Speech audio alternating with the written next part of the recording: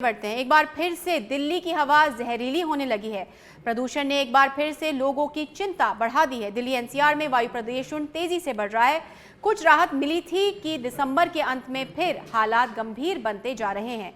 हवा की गुणवत्ता खराब श्रेणी में आ गई है। वहीं एनसीआर के प्रमुख शहरों में हवा की गुणवत्ता बेहद खराब में शामिल हो गई है। केंद्रीय प्रदूषण नियंत्रण बोर्ड के अनुसार शनिवार को राष्ट्रीय राजधानी में वायु गुणवत्ता का स्तर 400 के पार चला गया। आनंद विहार में एयर क्वालिटी इंडेक्स यानी कि AQI 479, आर के पुरम में 470, अशोक विहार में 454 और ITO में 476 रहा। दिल्ली के पर्यावरण मंत्री गोपाल राय ने शनिवार को राष्ट्रीय राजधानी में GRAP 3 के तहत प्रतिबंध लागू करने की घोषणा की है। इसके तहत निर्माण और तोड़फोड़ की गतिविधियों पर बैन रहेगा। इसके अलावा BS3 पेट्रोल और BS4 डीजल वाहनों को चलाने की अनुमति नहीं दी जाएगी।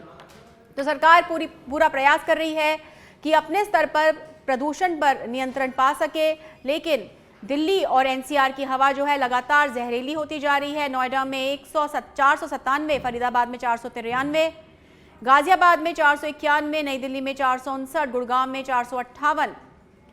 तो 400 के पार जो है एयर क्वालिटी इंडेक्स पहुंच चुका है और एक बार फिर से ये जो हवा है ये बेहद जहरीली है। लोगों को तकलीफ हो सकती है, सांस लेने में परेशानी हो सकती है, त्वचा संबंधी रोग हो सकते हैं, आंखों में जलन हो सकती है और सरकार अपने स्तर पर इससे निपटने के प्रावधान कर रही है।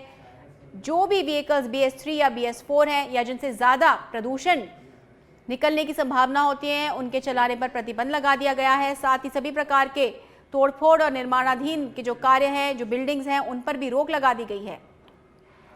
तो उम्मीद की जा रही थी कि दिसंबर में शायद दिल्ली में AQI कुछ बेहतर होगा, लेकिन अब एक बार फिर से जहर घुल चुका है।